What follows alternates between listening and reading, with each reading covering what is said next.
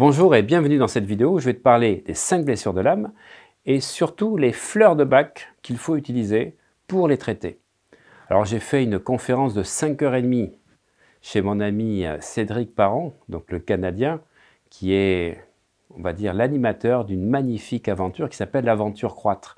Et j'ai parlé des 5 blessures de l'âme pendant plus de 2 heures, nous avons fait un atelier et j'ai donné quelques fleurs de bac. Alors beaucoup de personnes m'ont contacté en me disant « Est-ce que tu pourrais nous faire une vidéo pour nous expliquer toutes les fleurs de bac ?»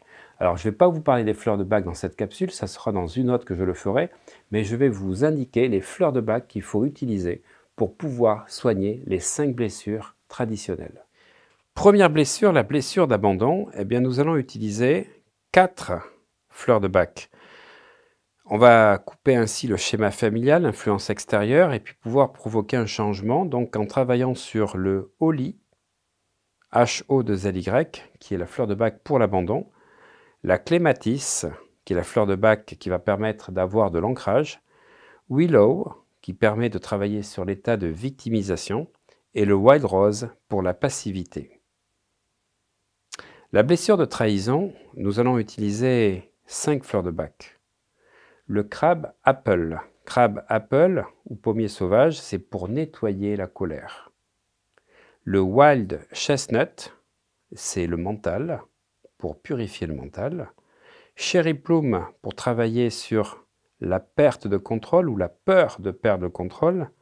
Le holly, pour activer l'amour inconditionnel. Et puis l'impatience, pour avoir plus de tolérance.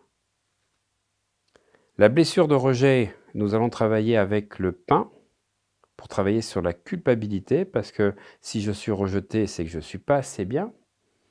On va utiliser clématis pour travailler sur l'ancrage et water violet pour travailler sur la distanciation par rapport au monde. La blessure d'injustice, nous allons utiliser rock water qui permet de travailler sur la rigidité. L'impatience pour avoir plus d'indulgence pour soi, et agrimonie, c'est quand on fait semblant qu'on n'est pas vraiment authentique.